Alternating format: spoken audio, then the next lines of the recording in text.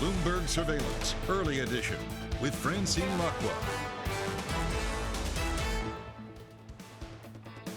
Good morning, everyone, and welcome to Bloomberg Surveillance Early Edition. I'm Francine Lacqua here in London. Here's what's coming up on today's program. Jobs in focus. Global stocks and futures edge higher ahead of the key U.S. payrolls report. I'm all muddled up. St. Louis Fed President James Bullard says rates may soon start bringing down inflation.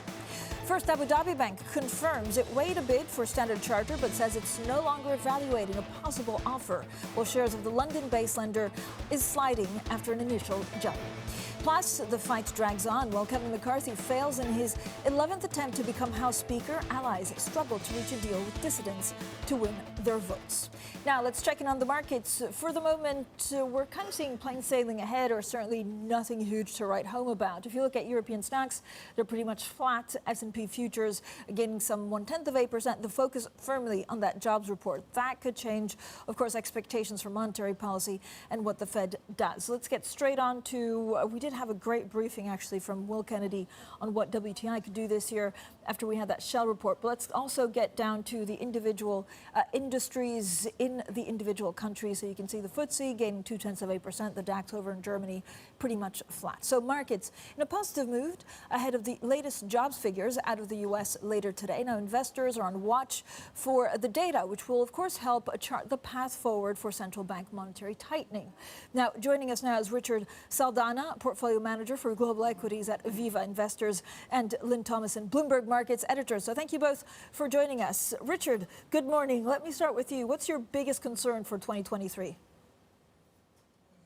Well, good morning, Francine. I mean, I think there's still a lot out there to be concerned about. I mean, certainly when we think about, the fight against inflation, the comments that we've seen from the Fed this week certainly suggest that, restrictive policy is going to remain in place. So, I mean, that's acted like as a pretty big break. We think about last year, that big move we've had in the 10-year yield, what that's meant in terms of valuation, particularly for some of the growth stocks out there. And we've seen the impact that's had on the NASDAQ and tech companies in particular. So in our view, that's still, I think, front and center in many ways for investors right now.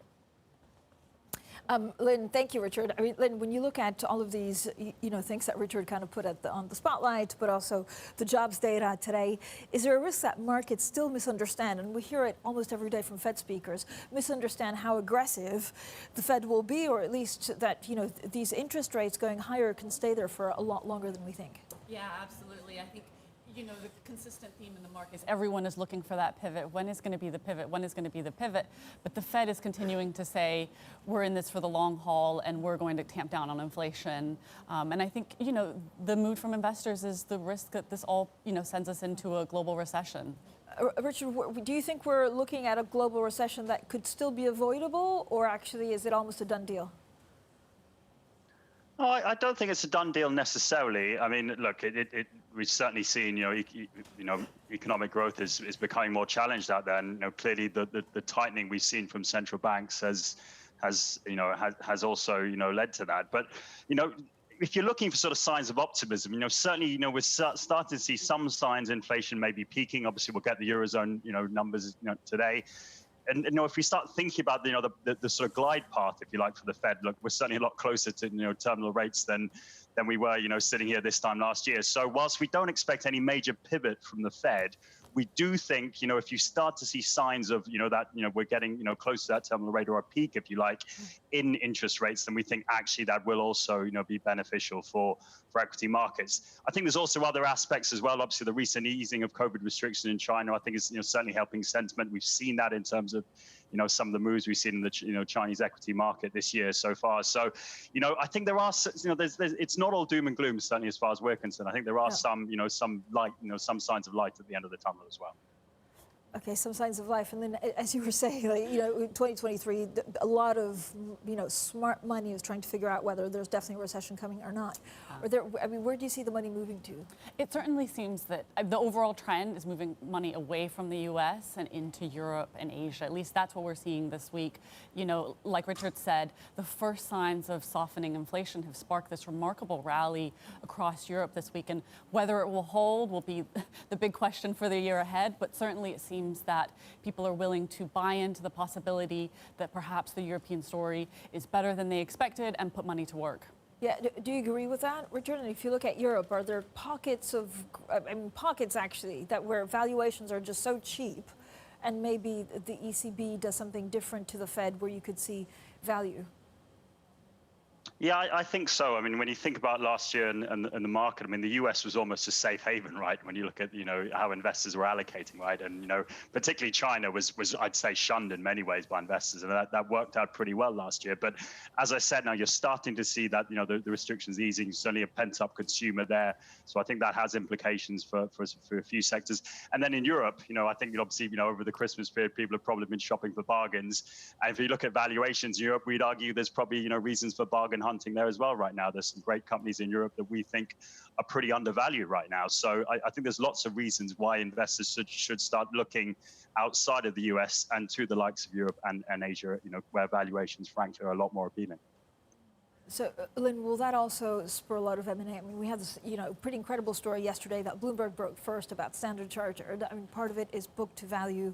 Of course, it's pretty cheap. It's, if you look at market cap, it's cheap. And then there's that added, I guess, bonus if you're a buyer of weak sterling. Yeah, it's interesting because also then you've got the conflicting story of, well, if we're in a recession, interest rates are rising, are you really going to see a lot of M&A? And I think, it's an absolutely good question that, I can't say I have a good answer to, simply because, if you start to see this slowdown, which, the old adage is when the U.S. catches a cold, the rest of the world is really going to be in trouble. So, I think you've got these two competing narratives in the market, and which one actually wins out will be the story to tell. And so, Richard, do you see more decoupling between China and the U.S., and how do you play China at this, I would say, difficult juncture for the country? Yeah, no, you're right. It is difficult. And look, whilst we've had, positive news, certainly in terms of easing of those restrictions, I think it's quite clear the path to reopening is going to remain quite uneven, right? We've seen that in terms of the step up in cases there. But look, I think, ways to play that, when we think about Europe, and looking at valuations, we think some of the luxury goods companies there, so the likes of Kering, Richemont, LVMH, we think that's a great way of playing that sort of China reopen story. Pent-up demand, as I said, for consumers to go out, and shop again, go into retail stores, buying luxury goods. We think that dynamic is, we think this year actually could work quite well. So that's certainly one area we'd be looking at. Even some of the semiconductor companies, again, which have sort of, manufacturing footprint there, we think could benefit from a sort of China reopening story as well. So I think there's quite a few ways of playing it, but I think you can play that as well through some of the companies in Europe as well. Okay, brilliant. Thank you both for joining us. Richard Saldanha, Portfolio Manager for Global Equity at Aviva Investors, and Lynn Thomason, a Bloomberg Markets Editor. Now, coming up, if at first you don't succeed, try again and again. Kevin McCarthy loses a historic 11th round of balloting to become Speaker of the House. More on that next, and this is Bloomberg.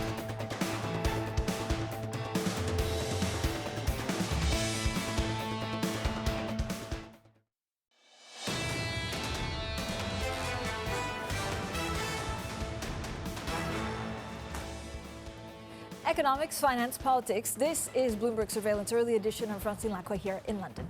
Now, Kevin McCarthy's bid to become Speaker of the House has been blocked for the 11th time. It's caused business to come grinding to a halt, despite McCarthy offering significant concessions to win more votes. Now, for more, we're joined by Bloomberg's Stuart Wallace.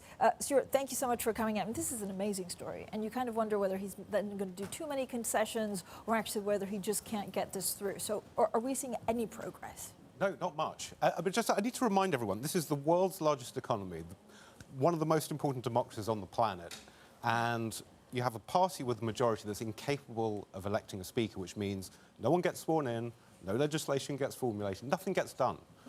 That is the level of dysfunction we have. And in terms of, specifically to answer your question, no, it doesn't appear to be. We are now on day 4. We've had 11 ballots. OK, we're a ways off the record, which I think is 133, something like that. 133 votes, let's just think about that. But that happened before the Civil War. So again, the context, different era. And again, I think in terms of what we need to think about, yes, it is hugely important for US domestic policy. Yes. Of course it is. But more widely than that, we are now in an environment where economies are weakening. We've got a massive land war going on in Europe. We've got global trade fracturing. We've got a complete redrawing of the global map.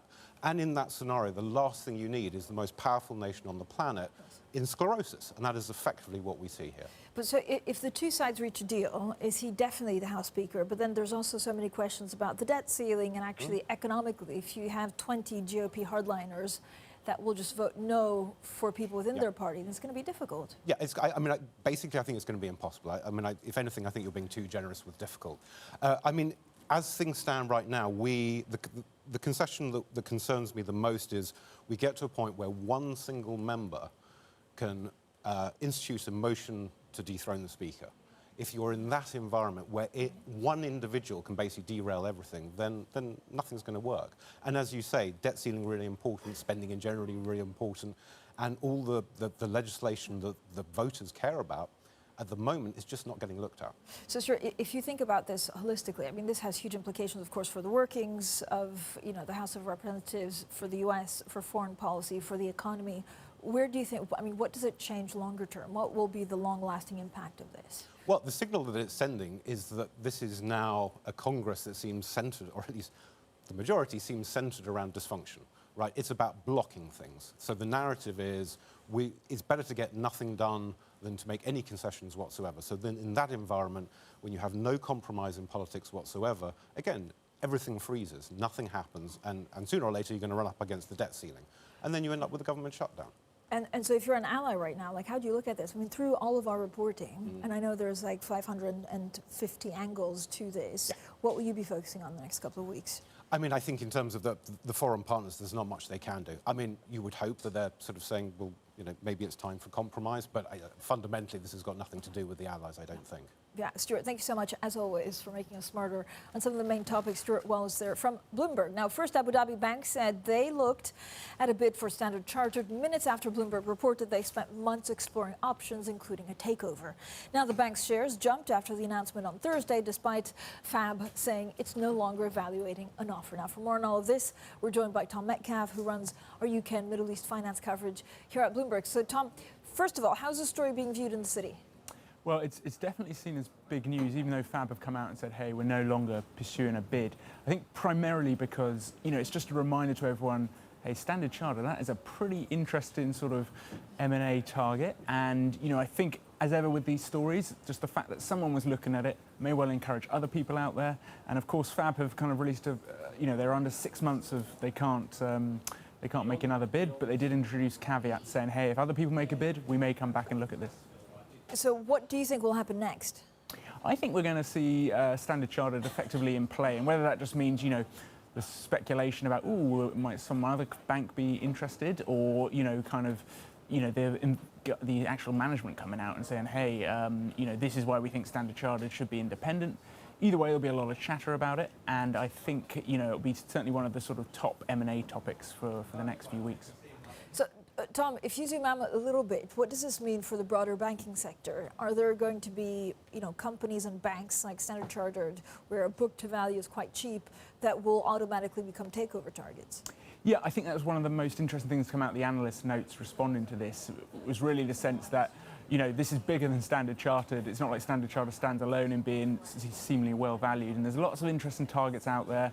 Obviously, on the lending side, perhaps some of the smaller banks, the fintechs. So I think what it really means is 2023 could potentially be quite an interesting year for M&A.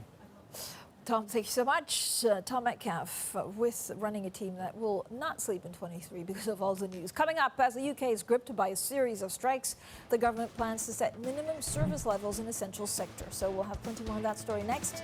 And this is Bloomberg.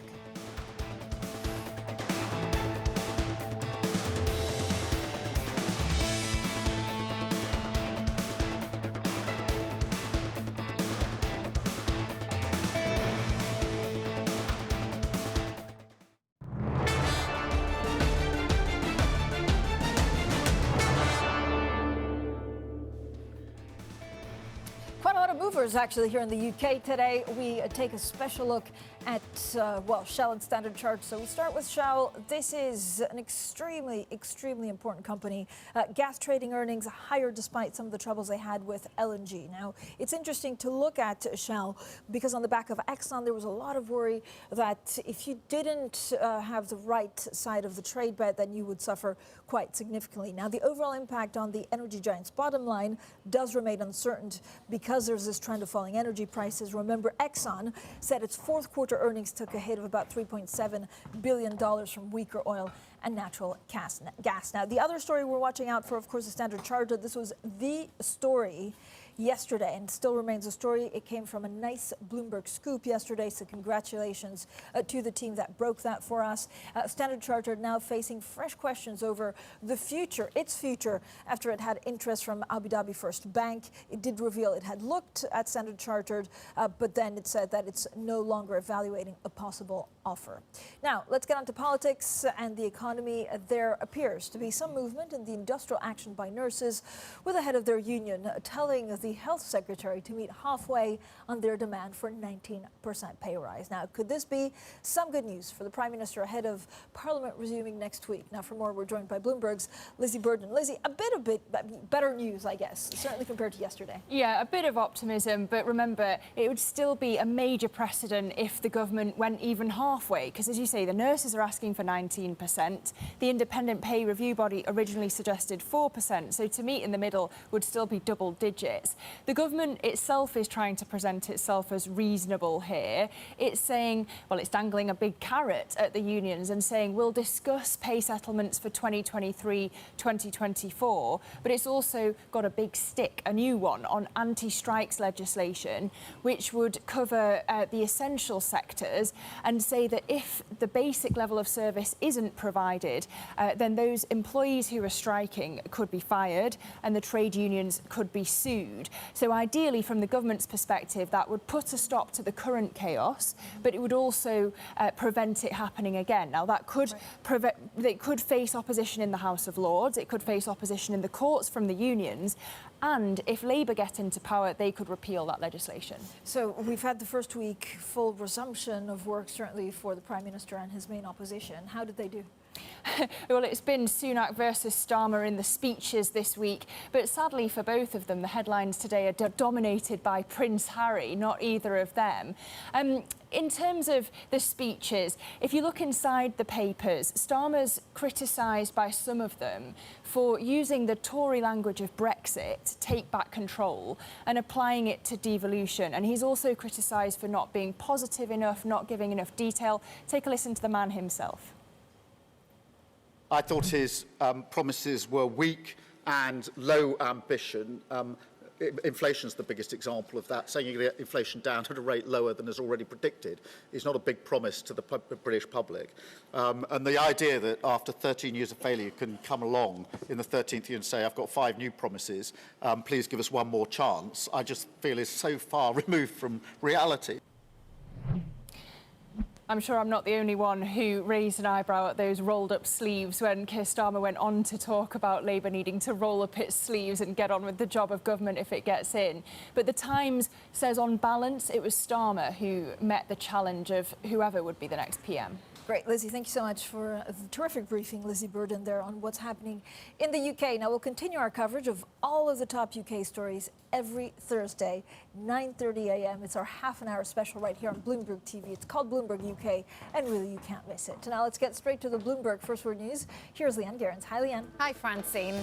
China's planning to restrictions on developer borrowing, dialing back the stringent so-called 3 red lines policy that exuberated one of the biggest real estate meltdowns in the country's history.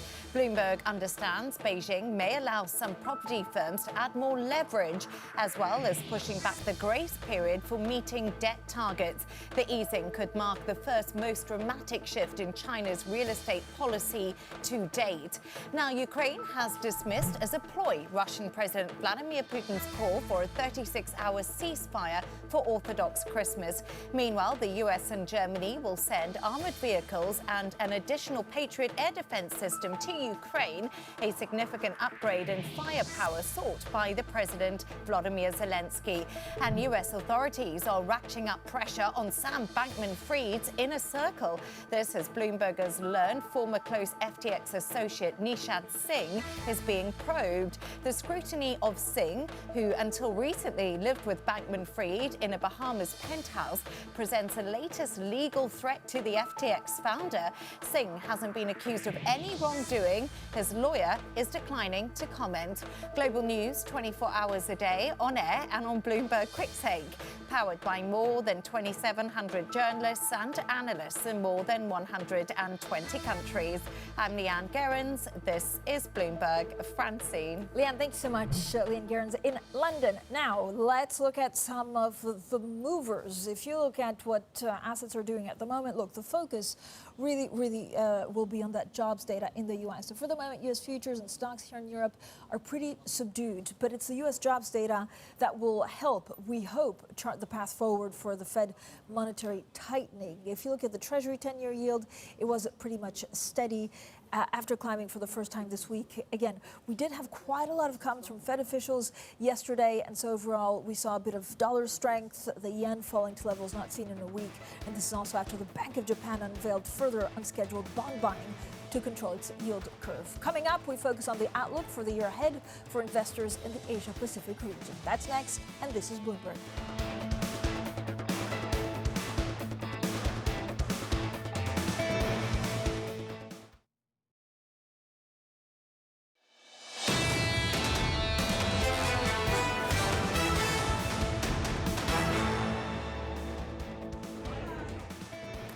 Jobs in focus. Global stocks and futures edge higher ahead of the key U.S. payrolls report, while St. Louis Fed President James Bullard says rates may soon start bringing down inflation. First, Abu Dhabi Bank confirms it weighed a bid for Standard Chartered, but says it's no longer evaluating a possible offer, while shares of the London-based lender are paring some of their losses. Plus, the fight drags on. Kevin McCarthy fails in his 11th attempt to become House Speaker. Allies struggle to reach a deal with dissidents to win their votes.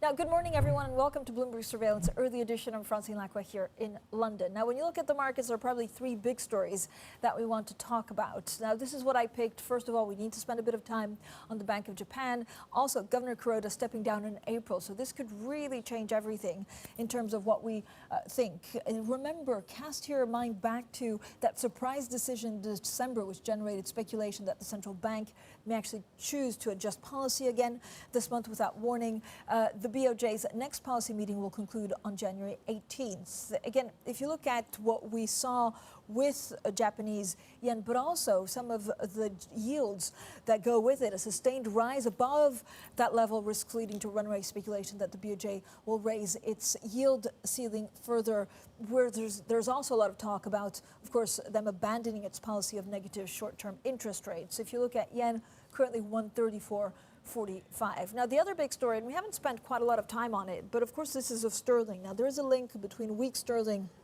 and Standard Chartered, but the attention that really caught my eye in terms of UK today was house prices on track to drop 8% this year. So this is an extra 8% lower for house prices in the UK for 2023. Now, this is the most since 2011. It already declined for 4 months in a row, and very quickly, Standard Chartered, it's falling after analysts say they consider a takeover of the lender as unlikely given the deal complexity. Now, it's often touted as the world's most dynamic region, but following a mixed year for investors in the Asia-Pacific, as a strong dollar and COVID lockdowns in China posed significant headwinds for the region, analysts also see signs that they should be optimistic, maybe more optimistic in their outlook for the year ahead. We're now joined by Jane Andrews, Chief Investment Officer and founder of Bamboo Black Asset Management. Jane, thank you for joining us today. As we head on to 2023, there are many question marks about China, the reopening, and exactly what that will look like. Where do you see the biggest opportunities in that region? Yes, I think, Francine, that it's a key moment for China, having done this U-turn on COVID policy and now opening up significantly faster than I think any of us ever imagined. That I think this is going to be a real positive for Asia this year. In terms of equity valuations as well, are very supportive in Asia. I mean, when we were at the end of October, which I think was the nadir for really the China outlook, valuations were there at 30-year lows, which we hadn't seen for decades. So I think now that we are getting this increasing confidence that China is moving forward from COVID, and I think the other thing that's important is that at the Economic Working Committee in mid-December, they announced that stability was the priority objective for 2023. So policymakers have pledged. Sorry? Yeah, no, go ahead. I mean, I was going to ask you, Jane, you explained it beautifully. What does that mean for your actual investments? Like, concretely, what do you buy or what do you sell right now in China? How do you play? Do you have to have a partner on the ground? I think that you don't necessarily need to have a partner on the ground. I think that you can have excellent research, excellent access in terms of from where you're based in London. I think London is a great place to look at Asia. You don't get caught up in all the noise. You can stand back and assess the markets. And I think in terms of where to look, consumption, the consumer, they have said that they want to boost the consumption, they want to help the consumer. And I think that we've also seen a significant change in policy towards the internet companies. So the internet companies, if you remember, with Ant Financial, the IPO got pulled in November 2020. And so we've had 2 years of regulatory headwind. And now this has started to change. They've announced that they are going to be more supportive of the internet companies. And just in the last couple of days, they've announced that the Ant Group can raise capital. So I think large internet companies are an interesting place to look. I think EV continues to be an area where we like. We think there's policy tailwinds there. And also healthcare infrastructure. There's a real need to increase the healthcare infrastructure, especially in sort of some of those third, fourth tier cities. So, Jane, when you look at Asia Pacific, I mean, how is Japan maybe the most interesting one? I don't know whether that brings much more volatility. So for an investor, you have to trade much more cautiously. The market is definitely taking a bet that post-Corona, we're going to have different policies. Do you agree with that? Yes, I think that it is looking like that could certainly be the case, because the recent inflation numbers came in, core inflation for November came in at 3.7%, which is the highest in 40 years. Also, with Japan opening up, more tourists, a shortage of labour, unemployment at 2.5%. I think that it will be very interesting to see the spring shunto when we get the wage increases. If we get wage increases above 2%, then this will also fuel inflation. So I think that the markets are telling us that there's going to be more to go for in terms of yield curve control, maybe increasing that band, widening that further, and then potentially with a new governor coming into the position, that will potentially lead to rate increases, which we obviously have not seen in Japan for decades. In terms of the market, you're seeing the financials, banks, regional banks, insurance companies have broken out of the trading range. So I think that this is a real sea change in Japan. Jane, we have a viewer question, so thank you, first of all, to all of our listeners and viewers, and thank you even more if you're sending questions in. So this viewer is asking, how do you, Jane Andrews, navigate China A share versus H shares versus US ADRs? Okay, well, we don't actually have any Chinese ADRs, as we feel more comfortable buying the H shares. And as we have seen, there have been many dual listings over the last few months, and that will continue. In terms of the A shares, we like A shares. We have exposure to selective A shares, and in terms of the H shares, they are quite often trading at discounts to their A share counterparts.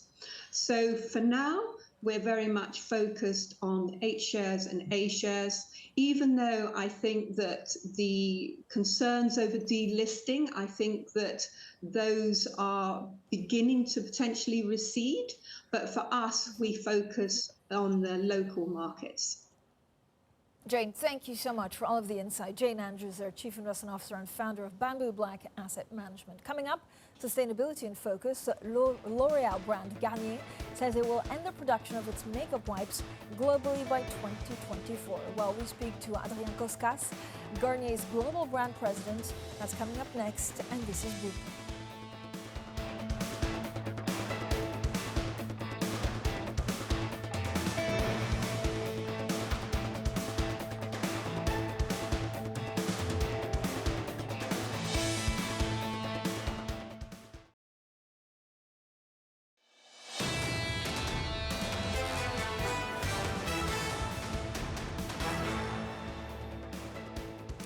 Economics, finance, politics. This is Bloomberg Surveillance early edition of Francine Lacqua here in London. Now, Garnier has announced what it says is a major new green initiative. The company owned by L'Oreal says it will end the production of the makeup wipes this year in the US and Europe. But globally, it will do so by 2024. Now, joining us now is Adrien Koskas, Garnier's global brand president. Adrien, thank you for joining us. Now, this is a major, major landmark, of course, for Garnier, and maybe it will push other rivals to do the same. Are you putting sustainability at the start of the brand, and could that hurt profit, or how are you matching the two? So, at Garnier, it's about really scaling more sustainable beauty. For us, it's not an opposition between profit or sustainability. It has to go together. It's about making desirable products that are greener, so that work for people. And we know that efficacy is the number one attribute that people would not sacrifice, but efficacy with more greener or more sustainable product with more sustainable packaging, more sustainable formulas. The example you're giving on wipes is very good. So we're stopping the production of wipes in the UK, in the US, in all of our markets actually by the end of next year. And it's a key market for cleansing. But we know we have a product that is better than wipes, that delivers better, which is the micellar water you can see here, that is now made of 100% recycled plastic. And that we can use with a reusable eco pad, so you don't waste wipes or cotton pads every time you use a micellar. So the idea is really to give to consumers sustainable solutions that work for them at scale. But Adrien, I have to say kudos for actually being able to handle this live on live TV. I'm not so sure I'm as good as you with putting props on TV. When you look at the price point, so I know you're very mindful also of how much things cost because of the cost of living crisis and higher inflation. But have you seen some of your consumers change habits because of it? And again, what does that mean for Garnier's products and where you want to be focused on? Garnier is a mass brand with a mass appeal. We're in the middle of the market, and our mission is really to make sustainable products accessible to all. There's been, some strong impacts on raw material costs or packaging costs, and we're trying to mitigate those so we can remain an accessible brand. And I think in this time of inflation, we see that consumers are more and more demanding with the products they want. They want products that work, but also, that deliver more for them in terms of sustainability and being more natural and committed. And it's really the mission of Garnier is to provide those products. I know you've also had a big push, for example, in some of the shampoo bars that are more sustainable, that some of the reusable pads also that are far more climate friendly. How have those sales been going? So on haircare, we've had two major innovations. You're right. The first one was the shampoo bars. That was almost 2 years ago now. We've had a rather okay success. It has not been major. Some markets have been more successful than others, but it's not scaled in a big way, but it was a really good first innovation. And last year, we've launched the non-rinse conditioners, which is I'm going to do another trick.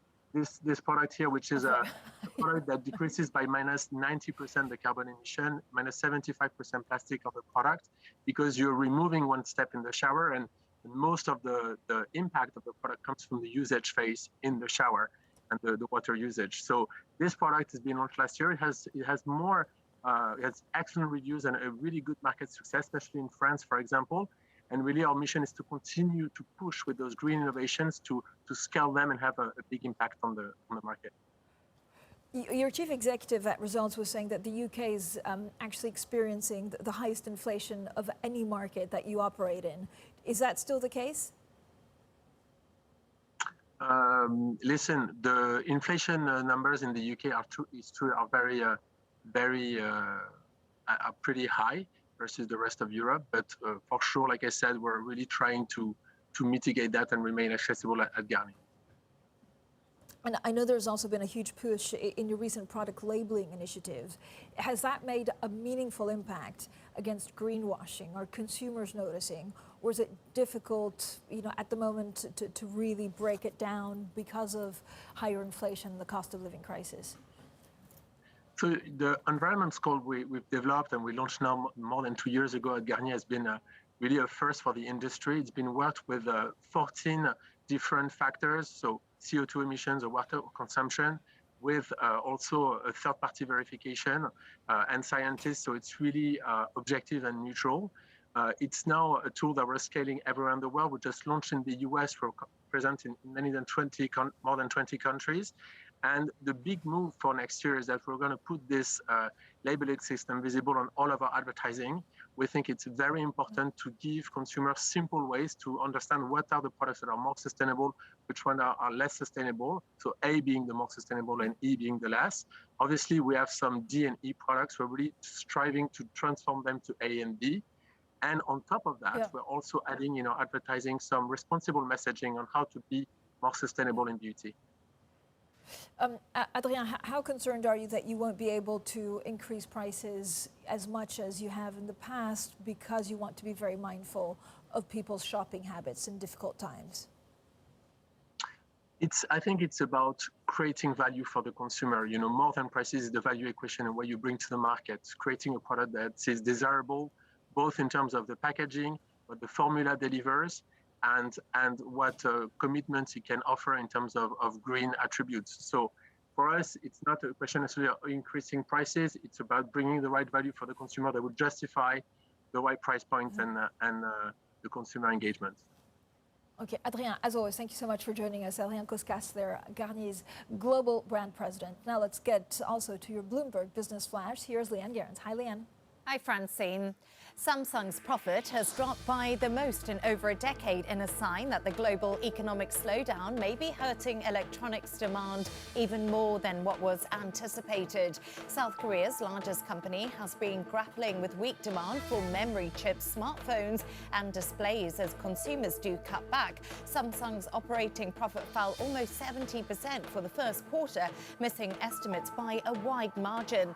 Now, Citadel Securities raked in a record $7.4 billion in 2022, capitalizing on last year's volatility and raising its presence as one of the largest trading units over in the US. Revenue for the market-making arm of Ken Griffin's empire jumped 7.1% from the previous year. Citadel Securities says it's now posted 12 consecutive quarters of net trading revenue in excess of $1 billion. In China, Tesla has made another round of price cuts on its Model 3 and Y electric vehicles. The starting price for a locally built Model Y SUV has been slashed by $38,000. That makes the car more than 40% cheaper than in the US. Tesla is cutting prices as it does face competition in China. And that's your Bloomberg Business Flash. Francine. Leanne, thank you so much. Coming up, 2022 was a dry year for IPOs. What's in store for this year? We find out next, and this is Bloomberg.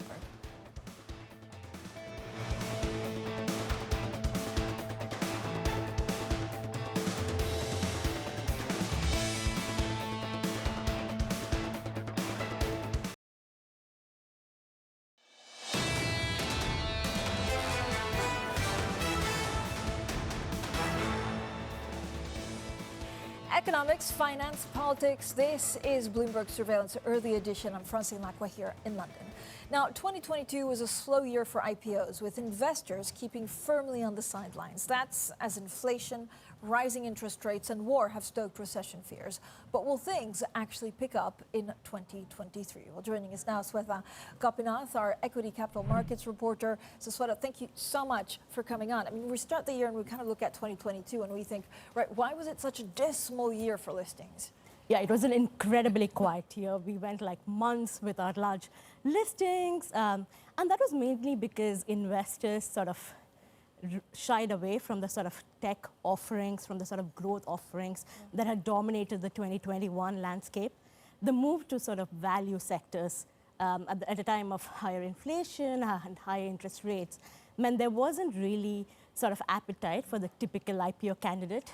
Now, the move to value is all good for investors looking to make returns in a pretty difficult market, but it sort of poses quite a difficult situation for IPO bankers, because you don't typically have these sort of stable, income-generating, interest-paying businesses looking to list.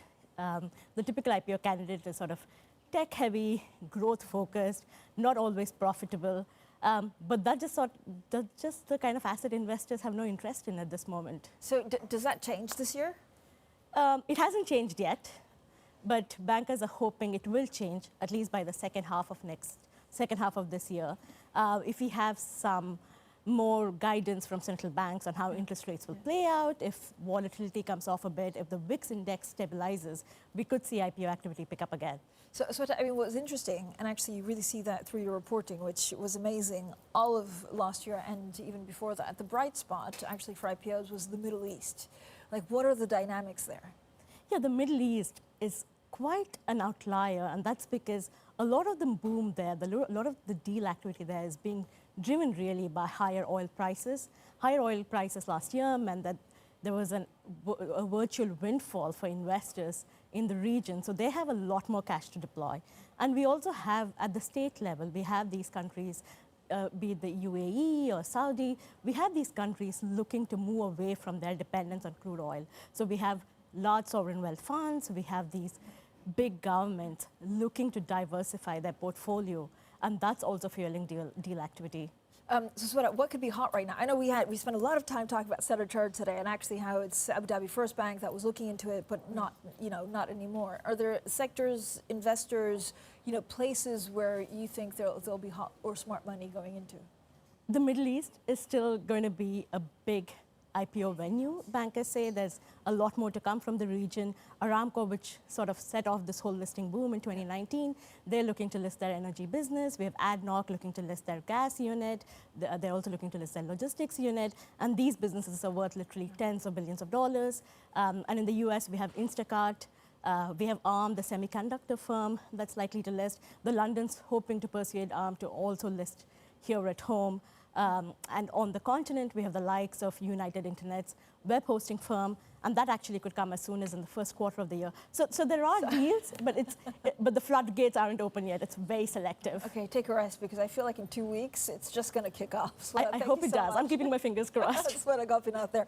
Bloomberg's equity capital markets reporter. Now, we're also looking, of course, at the big possible M&A story. This is Standard Chartered. Bill Winters at the forefront of Standard Chartered with a lot of questions. If you look at the relatively smaller market value, about $24, and the lure of the business with exposure to, for example, Middle East and Africa, whether Standard Chartered could really become a takeover target. We'll have plenty more, of course, throughout the day on this. Bloomberg Surveillance Early Edition continues in the next hour. Matt Miller, Kailey Leinz in New York, our Anna Edwards here in London, and this is Bloomberg.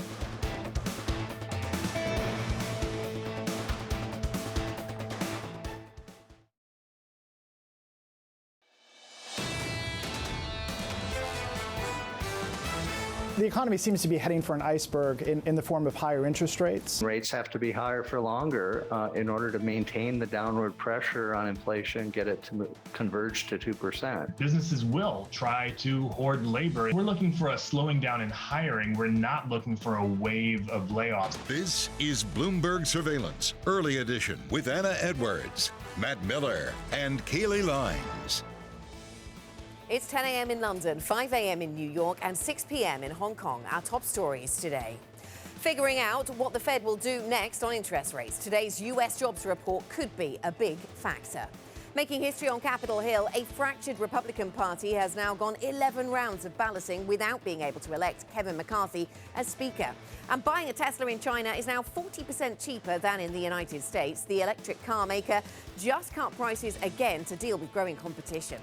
Welcome to Bloomberg Surveillance Early Edition. I'm Anna Edwards in London with Matt Miller and Kailey Leinz in New York. And it's jobs, jobs, jobs later today, of course, Kailey, over in the United States. I guess one of the questions is, will we focus on resilience in the labour market, or will cracks continue to emerge? Well, judging from the data we've already gotten this week, Anna, that slack in the labor market doesn't seem to be forming yet in a material way. We'll see what the headline payrolls print tells us, but also wages are going to be very key to focus on today. Of course, traders in Asia had to make their moves before getting those data points in about 3.5 hours time. So largely it was a muted day overall. The MSCI Asia Pacific Index almost unchanged, up less than 0.1%. Where you did see some outperformance, though, is in Chinese property developer stocks. This is after a Bloomberg scoop overnight that China is looking to ease that so-called 3 red lines policy that really has hindered developers. So that gave a lift to those stocks by about 1.5%.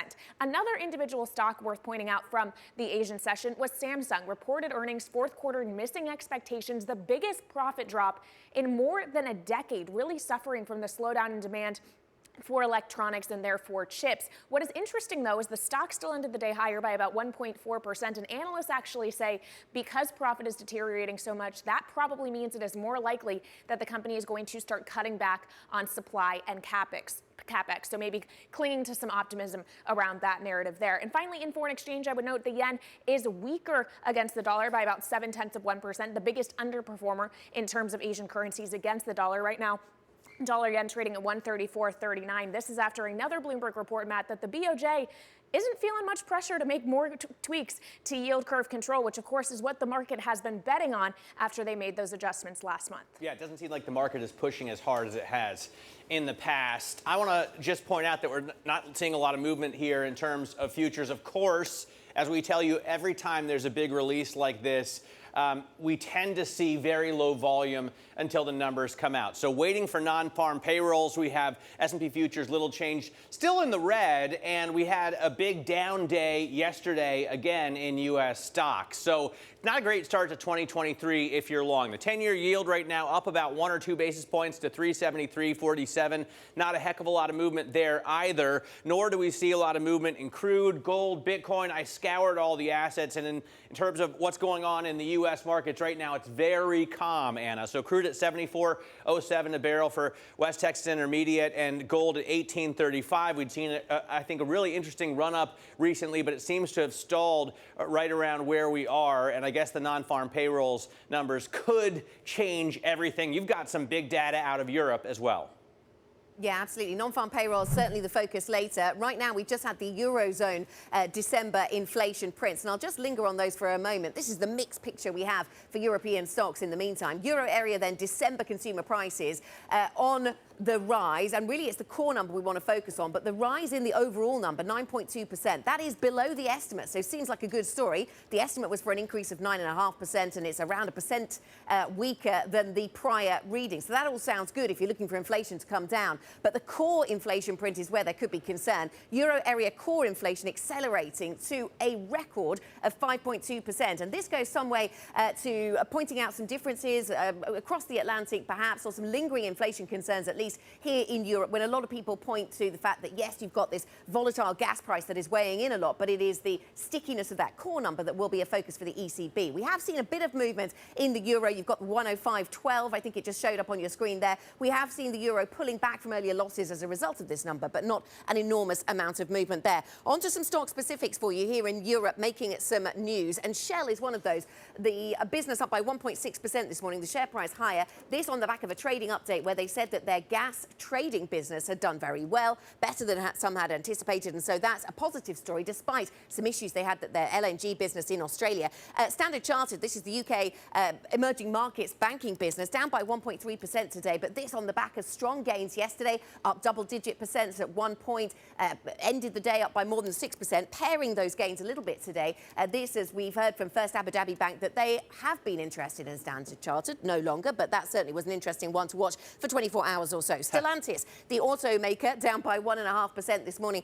The business over at the Consumer Electronics Show, in fact, Matt, over in the United States, the CEO of Stellantis talking about how you can't just keep running costs that you're not using. You can't run infrastructure and production facilities that you're not using, and so suggesting you might need to pull those back a bit. And I just put in the natural gas price because this has been incredibly volatile yesterday. We saw an 11% gain yesterday, 5% higher today. The overall story over the past month has been for weakness in the gas price because of warmer weather, but we'll keep an eye on that one.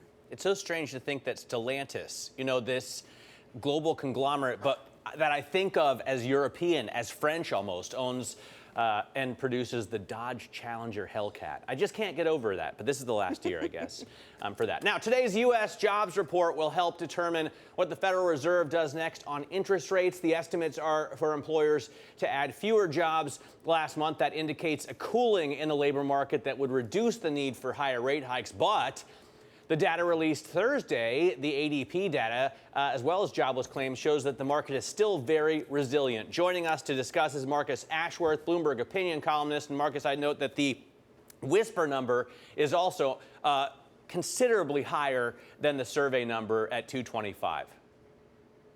Well, actually, I was sort of expecting things to be around 200-ish, and I think the market won't really move if it's in that 250, 200 area. As you guys mentioned earlier, I mean, the key thing really is average hourly earnings. That's expected to dip a little bit down from 5.1 to say 5, and the monthly print from 0.6 down to 0.4. If we don't see that, i.e. we see stronger or sustained hourly earnings, that's going to spook the market. Really, the Wall Street is expecting nothing here. We're priced for a snoozer. But what's happened this year in bond yields? They've dropped quite substantially in the sense of the start of the year just below 4% and now down at say 370. So if we don't get should we say a benign number, then I expect bonds will have a very tough day. Yeah, interesting in the context of some of the data we got yesterday then, Marcus. I mean, you say we're positioned for a snoozer. Yesterday, though, we got ADP and claims data, both underlining the resilience of the labour market and triggering some movements in treasuries. Yeah, and the thing is, everyone's been fooled by the ADP too many times. It very rarely correlates. In fact, it's amazing how badly it correlates with payrolls. Obviously, jobless claims is something everyone's keeping a sort of a lazy eye on because that's obviously the most up-to-date data we can see. But really, it's going to be payrolls all year now. The CPI number is important, but payrolls and that wage data within it is what all the market cares about, because that's what's going to drive the Fed. We've got, 3 Fed hawks out already this year, talking about higher terminal rates, 5.4 from Kashkari, but we know we've got 4 dovish new people coming in on the FOMC. The nature is going to change. We're expecting 50 basis points next move, and maybe that's it, or maybe a 25 basis points after that. Lot to play for, but the bond market doesn't believe the Fed hawkishness. Unless we get a really, really strong payroll number, I don't think the market's going to get away from that dovish approach to and thinking rates will do quite well. All right, well, we'll find out in less than 3.5 hours' time. Bloomberg Opinion's Marcus Ashworth, thank you so much. Let's turn now to politics because the chaos on Capitol Hill continues. Republican Kevin McCarthy has been blocked for the 11th time in his bid to become Speaker of the House of Representatives. That's a post-Civil War record. The group of 20 GOP hardliners who refused to vote for him have yet to agree on a deal that satisfies their demands. Bloomberg's Mark Champion is joining us now for more. Mark, if the concessions made thus far are not enough, is anything going to be? Yeah, it's a really good question. I mean, the history of this is sort of interesting to watch. This is, as you said, it's the most times that they've had to vote since the Civil War.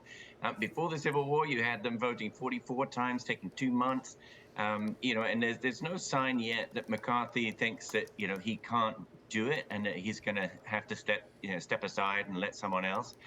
So I think we don't. We're in kind of uncharted territory. We don't really know just how long he's willing to sit there and stick it out. And we also don't know what the alternative game plan would be for someone else to come in and take it. Well, we have a very sort of serious rift between the mainstream Republican Party and its right wing, and that rift is becoming wider. and more difficult to manage. It could be just a media pipe dream, Mark, because I first heard this from Anne-Marie Horder yesterday on Balance of Power, and then I think I heard Derek Wallbank talking about it this morning on Bloomberg Radio. But what's the possibility of a unity candidate? I mean, could there be some centrist or more liberal Republicans that go over to the Democrats and say, hey, we've got, this guy who could be acceptable to you, and in return we won't impeach President Biden? It does sound like a little bit of a dream. What you're talking about there is the kind of compromise-based constructive politics that maybe used to happen 10, 15, 20 years ago. At that time, you might have thought that sort of thing could be done. There were like-minded people on either side of the aisle in the different parties. We haven't been there for quite some time. It would be a big surprise. I mean, in a sense, it would be a good surprise because the key thing here is, what's going to happen when you get to big issues like, the budget, and whether you end up with a stalemate over the budget again, which is extremely damaging, and especially given the state of the U.S. economy, the state of the global economy, it's what you really don't want to see. And what we're looking at right now, this kind of stalemate within the Republican Party, if we end up with the right wing of the Republican Party really having sort of asserted itself, it's hard to see how those kinds of big issues get resolved in a constructive way. Yes, and whether that wing continues to assert itself in future debates. Mark, thank you very much. It is, of course, January the 6th, which won't have escaped a lot of people's attention, an anniversary of the storming of the Capitol, of course. Mark Champion, thanks for thoughts on US politics. Let's move to the auto sector. Tesla taking a hit in pre-market trading after announcing another round of price cuts in China. The starting price for a locally built Model Y SUV has been slashed to $38,000. That is 43% cheaper than in the United States. For more, we are joined by Bloomberg Quick Takes' Alex Webb, who's been following this business for a long time and all things tech, I suppose, where autos meet tech. Alex, your thoughts then on this price cut in the Chinese market? Is this a China-specific story? Is this an EV story? What's happening? It has big implications for Tesla globally, but it is a China story, namely the competition in China. A lot of EV makers in that market has really heightened. Now, the reason that's significant for Tesla is that about just over 50% of all its deliveries globally were made in China. So if it's cutting prices there, it obviously means two things. Firstly, competition is steeper, therefore you might not be selling as many. And secondly, those that you do sell, you're probably going to have a lower margin on. So it's not good news, and therefore that's why we're seeing a slight negative reaction in the pre-market. And horrible for U.S. customers. Imagine buying a Tesla for full price and then realizing that your Chinese counterparts get it for 40% less. That would make me very unhappy. Well, Matt, now you know what it's like being an iPhone customer in the UK and seeing the prices in the US. Yeah, no, that's a very good point. Samsung profit, speaking of phones, dropping by the most in more than a decade today. What's driving that, Alex? So yeah, it was 69% drop in profit. Samsung, unfortunately, has double exposure here because what we're seeing is a slowdown in the consumer electronics market. There was a huge boom during COVID. Some people had spare money. They were able to spend on electronics. Now, not only do they have a lot of electronics, but there's the cost of living crisis, which means that the spending is not as fulsome as it used to be. Samsung not only makes those electronics in the form of smartphones and other consumer devices, it also makes the chips that go into them. So the people it's supplying maybe don't need as many as they did before. There has been oversupply now in semiconductors, having been a shortage maybe a year and a half, 2 years ago. So ironically, Samsung shares actually trading up because there is a deal reported in the offing in the semiconductor space that would improve the pricing for Samsung. So that's the hope that actually if there's some consolidation, prices will improve. But at the moment, it's not looking brilliant. All right, Bloomberg Quick Takes, Alex Webb, thank you so much. Now let's take a quick look at some other company stories we were watching this morning with stocks moving in pre-market trading here in the U.S. Have to begin with Bed Bath & Beyond because this stock fell 30% yesterday to the lowest level since 1992 after it said there is substantial doubt about its ability to continue as a going concern and it might have to file for bankruptcy. Then Bloomberg reported last night that it is already preparing for that filing. And as a result, it is adding to those losses in pre-market this morning, down 12% 12% to less than $1.50 a share. Remember, at its peak back in the meme stock boom of 2021, it was north of $50 a share. So a remarkable fall from grace for this once retail favorite company. Now, another stock to keep an eye on is Southwest. Of course, it's been in the news a lot in the last several weeks due to the meltdown it suffered during the holiday period. More than 15,000 flights canceled, and the company saying yesterday that it is going to give updated guidance on its fourth quarter after that episode. We don't have those numbers yet, but still something to watch. That stock is up about 1/3% in pre-market. Another stock moving more substantially higher is WWE, World Wrestling Entertainment. This is after news that the former CEO and controlling shareholder Vince McMahon wants to come back and is actually looking at potentially a sale of the company. So that stock is up about 8.25% before the bell, Anna. Okay, wrestling. Not something we talk about very often on this program. I won't dwell on the subject. Coming up, we will talk to Lale Akoner, who joins us from BNY Mellon Investment Management, Senior Market Strategist. What is she expecting from the jobs report, and what does her strategy for 2023 look like? European stocks have outperformed US ones. Is that a viable strategy? And on the US jobs report, we will talk specifically about the US economy with Josie Dent, Center for Economics and Business Research, managing economist. We'll get her view on the jobs story stateside. Plus, later today, we'll get the view from the White House with the U.S. Labor Secretary. Marty Walsh joins the team. That is at 9:45 a.m. New York time. This is Bloomberg.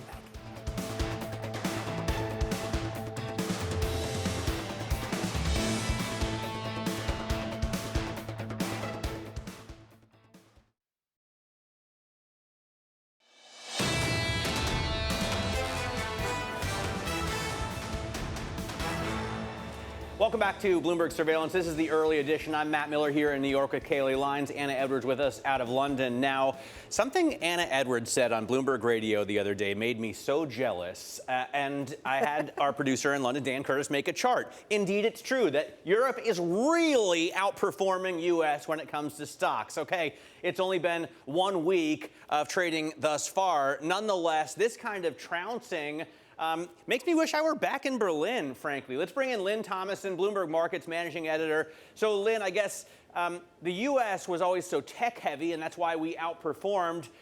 Now, that's not such a good thing, and Europe has taken the reins. What's going on? Yeah, absolutely. I mean, it's really going in reverse, that all the money's coming out of tech and people are looking for, bargains. I think the warmer weather in Europe really took people by surprise. You're also starting to see some softer inflation figures. And, I mean, the fact is that Europe is so cheap compared to the U.S., which has had a tremendous run over the past few years. Yeah, the growth story out of China and expectations there also helping some in the luxury side, aren't they, Lynn? What about, if we go stateside, though, for today's commentary, and non-farm payrolls clearly is going to be a driving force for markets later on. What are you going to be watching? Yeah, I think obviously everyone's going to be watching the stickiness of the wage growth to see whether we're looking at services still prices increasing as much as we've had. And I think, will jobs continue to surprise on the upside? And does that mean a higher rate path for the Fed? So essentially, Lynn, good news, bad news, good news, question mark. Absolutely. I think if you see a really strong U.S. payrolls figure, it's going to be a hard sell in markets. And the reverse could be true. Lynn, thanks very much. Bloomberg's Lynn Thomason with the latest on market thinking ahead of the jobs report. We'll have full coverage of that for you, of course. If you want more market analysis of the jobs report and everything else that's going on in markets today, MLIV Go is the function to use on your Bloomberg terminal. That's where you find the Markets Live blog. This is Bloomberg.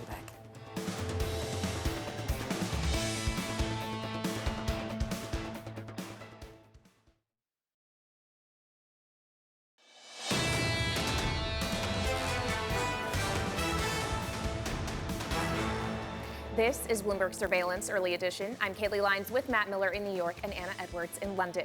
Now keeping you up to date with news from around the world, here's the first word. It's a major shift in a Chinese policy blamed for exacerbating one of the biggest real estate meltdowns in the country's history. Beijing plans to dial back the so-called 3 red lines policy and relax restrictions on developer borrowing. Property firms may be allowed to add more leverage, and the deadline for meeting debt targets may be pushed back.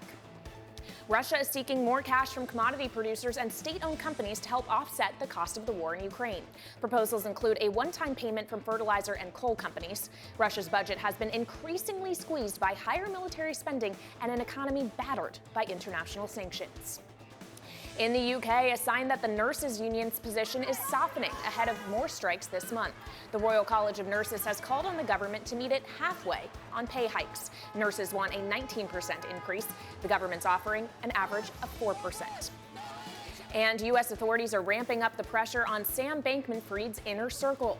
Bloomberg has learned they are now scrutinizing one of his close associates at the bankrupt FTX crypto exchange, Nishad Singh. Singh hasn't been accused of wrongdoing, and it's unclear if he is cooperating with investigators or will do so. But of course, Matt, some of his other former associates, like Gary Wang and Caroline Ellison, already are cooperating and have pleaded guilty. Sam Bankman-Fried, of course, pleading not guilty. Yeah, and there are others of whom we have heard very little. For example, remember Brett Harrison left in the summer, and I had always wondered what happened there, but I guess we'll find out. Yeah, him, of course, being the former president of FTX US. Coming up, we'll turn from crypto back to the broader markets. Lale Akoner of BNY Mellon Investment Management will be joining us. This is Bloomberg.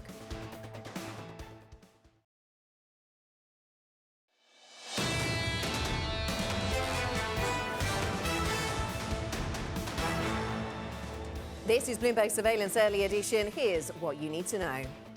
Figuring out what the Fed will do next on interest rates, today's US jobs report could be a big factor. Making history on Capitol Hill, a fractured Republican Party has now gone 11 rounds of balloting without being able to elect Kevin McCarthy as Speaker. And buying a Tesla in China is now 40% cheaper than in the US. The electric car maker just cut prices again to deal with growing competition. I'm Anna Edwards in London with Matt Miller and Kailey Leinz in New York. And Matt, European market's not going anywhere really this morning, waiting for the jobs report, so that's quite usual, I guess. A lot of focus on the wage story then out of the US later. Yeah, absolutely. I mean, we'll be paying very close attention to this data, and it's incredibly pertinent to markets. What isn't exactly pertinent to markets, so important to markets now, is the speaker votes in the House. I heard you this morning referencing Spinal Tap, which I thought was absolutely perfect, but of course... I blame Derek Woolbank for that particular I thought it was great. This one goes to 11. In terms of futures right now, we're unchanged, and yeah, you know, typically people don't trade very much. Maybe they even turn off the computers until we get a big data release like the jobs numbers today. I just saw recently the whisper number is even higher than I thought. So the survey is for about 200,000. I think 202,000 jobs added in December. The whisper number is for 244. So the market really thinks this is going to be a big beat, and why shouldn't it, right? We've had 8 beats in a row. The U.S. 10-year yield right now up about 1.5 basis points. So investors letting go of that debt to some extent, although, again, not a lot of movement in terms of the price or the yield here. NYMEX crude is up 1%, but still under 75 at 74.38 a barrel for West Texas Intermediate, and gold just barely budging to the upside at 18.35. I think it's been really interesting to watch lately because it's come up considerably, about 15% over the past few weeks. So it's interesting to see, you know, what does that mean exactly? Is that just because of the dollar weakness that we've seen, or are investors preparing for the possibility of a recession, even the possibility of cuts from the Fed later on in the year by stocking up on gold right now? Kailey, what do you see in terms of the pre-market movers for stocks this morning? Well, I want to return to the Tesla story because for the second time in just 10 weeks, they've cut prices in the China market, which of course is an absolutely crucial market for them. It now brings prices of those EVs to about 40% below what the prices are in the US. So maybe that's not great news for Matt Miller, but frankly, it's not great news for Tesla either because this just refuels concerns about demand and competition in that market. So as a result, Tesla stock is down nearly 5% before the bell, and it's bleeding through to other EV makers as well. Lucid and Rivian each down in the ballpark of about 1.5%. Then I have to talk about Bed Bath & Beyond too, because yesterday it was a terrible, terrible day for the company, submitting a filing saying that there is substantial doubt about its ability to continue as a going concern, might need to file for bankruptcy. That resulted in a 30% decline in the Thursday session. The stock already at its lowest since 1992, and those losses are compounding this morning. The stock down another 11% before the bell, Anna. Not moving much this morning here in Europe then, Kailey. We've got European equity markets pretty flat. We had seen a little bit more movement earlier on, but falling into line with the US futures picture, which, as Matt was saying, isn't moving very fast either, waiting for that jobs report out of the United States. We have seen some energy names moving higher.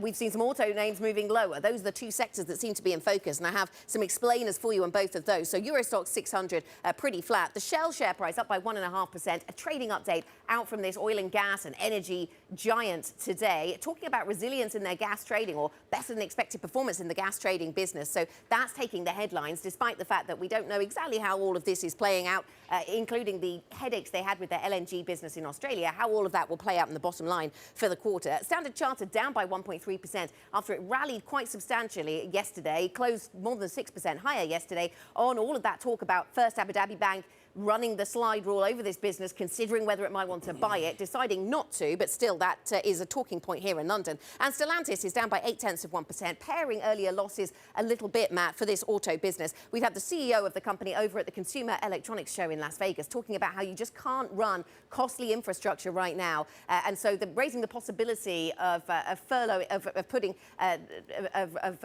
idling some of their facilities, that's the word I'm searching for, as a result of the costly transition, of course, to EVs. Yeah, absolutely.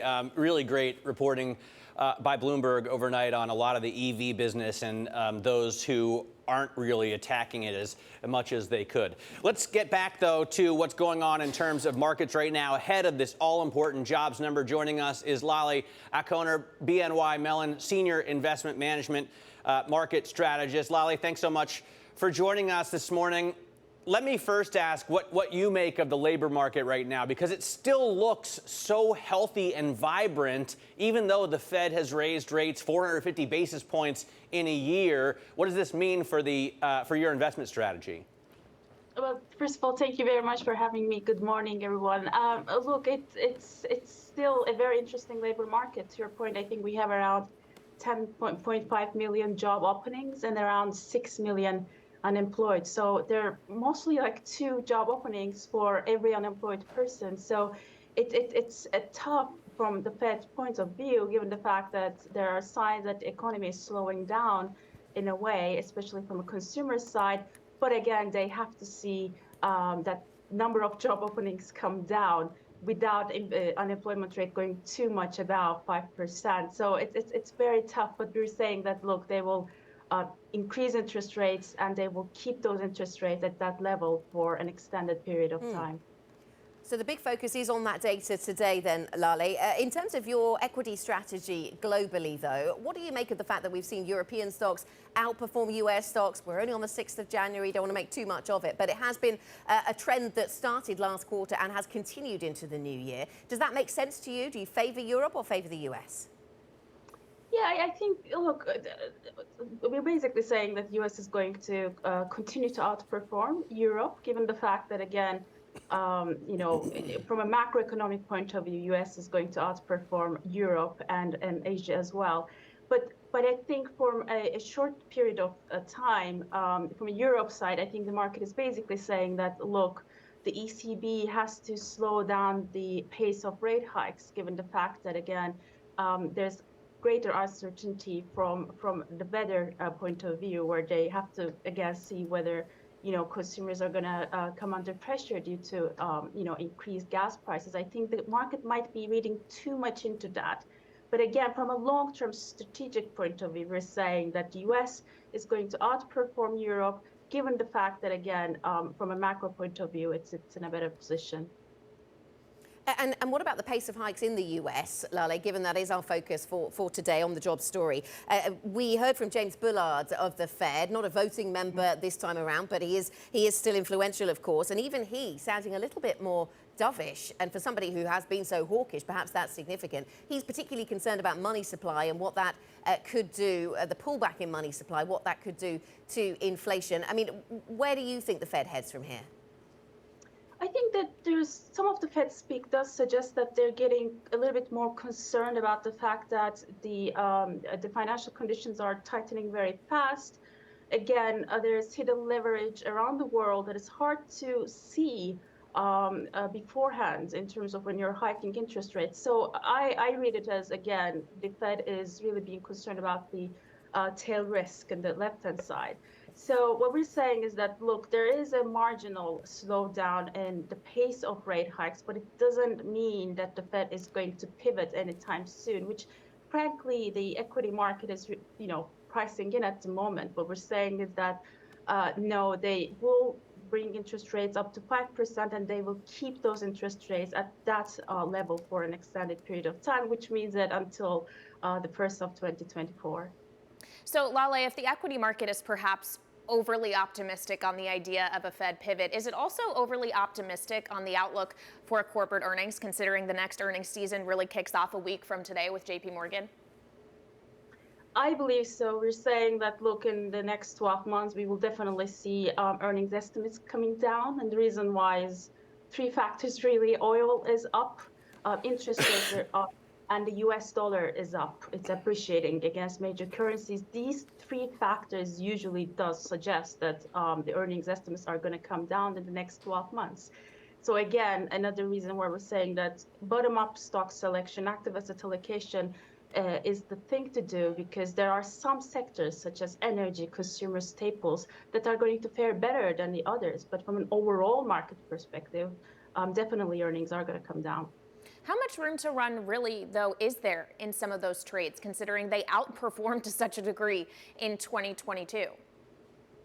I think it's all very relative. Again, there are some sectors that are going to continue to see less margin pressures relative to some of the sectors such as consumer discretionary, industrials, and so forth. So we're saying that from that point of view, I think there's still some room to run in terms of, again, energy, consumer staples, outperforming. Again, this is going to be a year of margin pressures in the sense that, those companies that are able to translate those higher input costs to their consumers are going to fare better. And I think that the market is going to move and price in that information accordingly.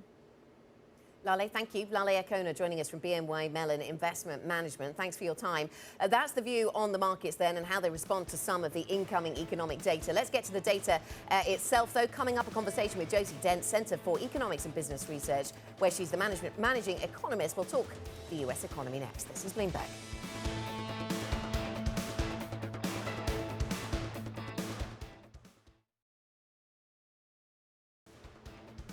This is Bloomberg Surveillance Early Edition. You're looking live at the principal room. Coming up later on today, an interview with Delta Airlines CEO Ed Bastian. That's at 3:30 p.m. in New York, 8:30 p.m. in London. This is Bloomberg.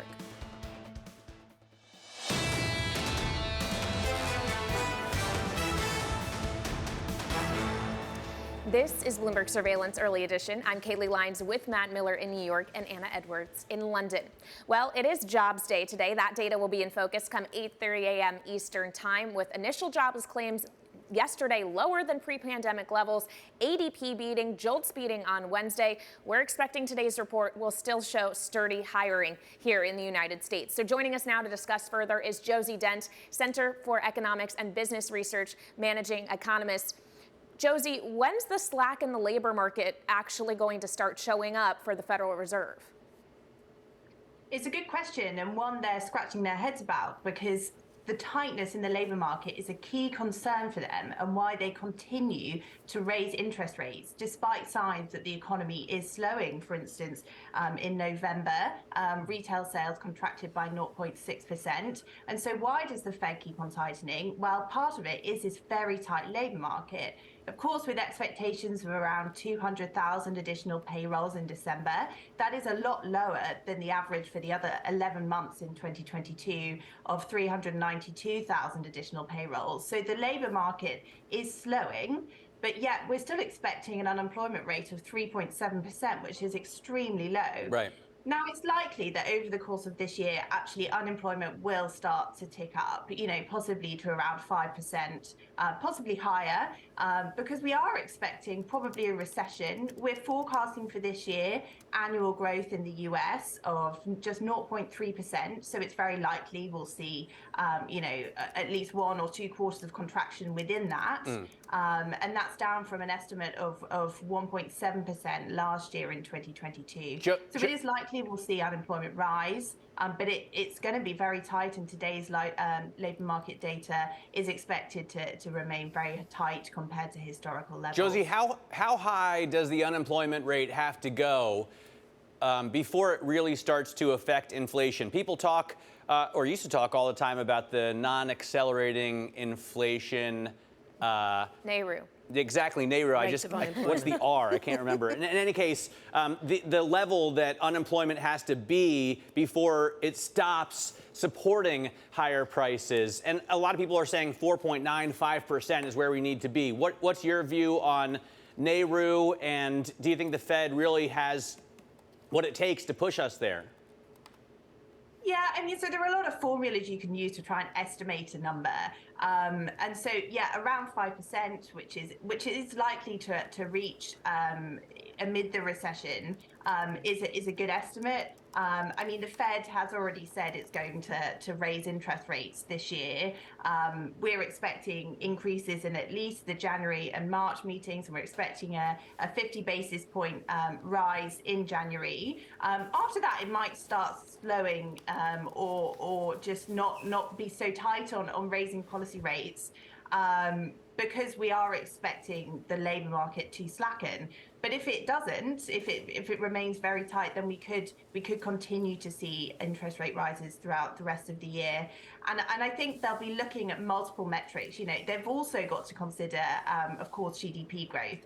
They don't want to push the US economy into a really deep recession just because they're just looking at the labour market stats. So I think they've got to have a holistic view of the economy. But the labour market, of course, is extremely important to consider. And with that in mind, Josie, I wanted to ask you about some of the comments we got from James Bullard just overnight. He was talking about M2, about money supply, and about the way that is falling. And that is a very rare event, the first time since the 1950s, if the full year data from last year goes the way that it seems to be going. I mean, is this one of the areas we need to focus on to remind us that we've seen a lot of tightening already? Exactly. Money supply is one of the most important metrics when considering inflation. And of course, with all the recent quantitative easing we saw over the pandemic and also pre that, there's been a dramatic effect on the money supply. And now we're talking about, of course, tightening. And so we're expecting, of course, the Fed's recent actions to have an impact on the money supply and inflation. And we're already seeing, indeed, inflation slowing with a November stat at 7.1%, down from 9.1% peak in June. And it's likely that inflation will continue to slow. So we are seeing an impact of the Fed's recent changes in policy, but it hasn't yet turned a corner. Lots of people want to see more signs that inflation is under control because, of course, 7.1% is still extremely high by historical standards. We've heard a lot of, a few commentators at least lately say that we could be back very quickly to a low inflation or even a deflationary environment. Michael Burry, of course, tweeted about it a couple of days ago, and that he may be an outlier, but Raghuram Rajan from the Booth School of Economics in Chicago has said that the Fed needs to prepare for that. What's the likelihood that we get down quickly to the level that the Fed wants to see and maybe even below that?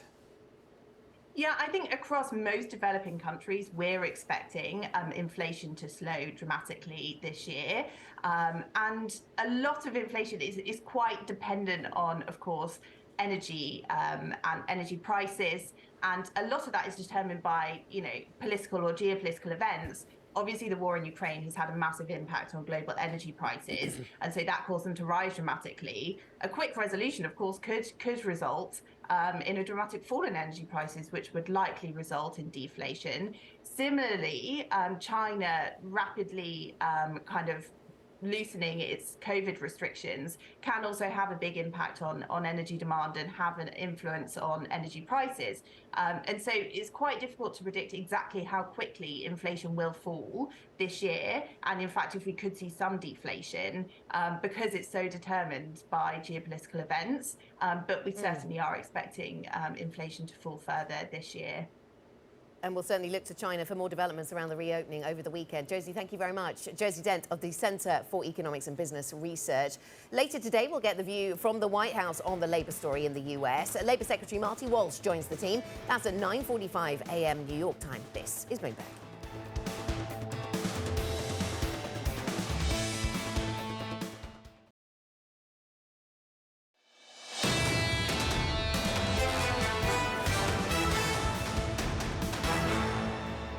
This is Bloomberg Surveillance Early Edition. I'm Kailey Leinz with Matt Miller in New York and Anna Edwards in London. Now let's take a quick look at what is ahead today. Of course, the big event comes at 8:30 a.m. Eastern Time when we get the U.S. non-farm payrolls, average hourly earnings data as well. That will be the focus as it will play a disproportionately large role in the Fed's next meeting. Then at noon, voting for the Speaker in the House of Representatives will continue following Republican Kevin McCarthy's historic 11th ballot defeat. Then at 12:45 Eastern in Russia, the Christmas Eve service will begin. The Kremlin troops have been ordered by President Vladimir Putin to cease fire around Russian Orthodox Christmas, and that's only going to last, in theory, Matt, for about 36 hours. All right, if it lasts at all, we'll continue to follow that up. Now, let's talk about what's going on here in the U.S. in terms of the labor market. Joining us for a preview of the non-farms payrolls report is Michael McKee, Bloomberg International Economics and Policy correspondent. So I guess the survey is for 200,000, but the whisper number is substantially higher. Well, we got some good news this week, or at least some news that pushes people in that direction, with the ADP numbers coming in at 235, jobless claims low, and a rise in the manufacturing payroll survey from the ISM. So at this point, people are looking for continued strength, at least in the establishment survey. 200,000 jobs, as Matt says, is the basic estimate. That probably doesn't include the 434 people in the House of Representatives who haven't been sworn in yet, so aren't getting paid. The unemployment rate not expected to change, and that's a problem for the Fed, which has predicted it will, which means what's the question about earnings? Do we see earnings drop? The forecast is yes, and we're still going to be running at a 5% annual rate, which is too high, according to the Fed. When they look at the numbers, they think it should be in a range of about 3 to 3.5%. Nothing wrong with getting more money, but you shouldn't get so much money that it starts to push inflation higher, and that's what they're worried about. So that's what Wall Street's going to be looking at today. Okay, so all of those are headline figures. Beneath the surface of the data, are there any interesting nuances you're going to be looking for in particular? A couple of things. One is the prevalence of service industry jobs versus goods industry jobs. Goods industry jobs have been falling off, where service industries have been pushing up. And that's where the wage pressure's been in service industries, because there's a shortage of labor. And so they're being forced to pay more to get people to come back to work. The other issue is this household establishment survey dispute. The Philadelphia Fed added up all the household survey jobs and says over the last year we've gained 12,000 jobs, whereas the establishment survey has shown us more than 1 million jobs. And so therefore, which one is right? We don't really know at this point. It's going to be interesting to see how much they diverge this month. Mike, just briefly, I mean, jobs often seen as a lagging indicator by some. How much emphasis is the Fed really putting on this versus inflation? It's the average hourly earnings, Anna, that people are going to be at the Fed watching rather than necessarily the rate of job creation. They are lagging indicators. The unemployment rate usually doesn't start to really rise until a recession has already started. Yeah. Okay, Mike, thanks so much. Bloomberg's Michael McKee with the preview of the data that he is watching. A big focus on the wage numbers then. We will have full coverage, of course, of this data print as it lands. That's it for early edition, but the surveillance team will be on deck next. Tom, John and Lisa to talk about what's going on in the labour market. They'll be joined by former Fed Governor Randy Kroszner and BlackRock's Jeff Rosenberg. This is Bloomberg.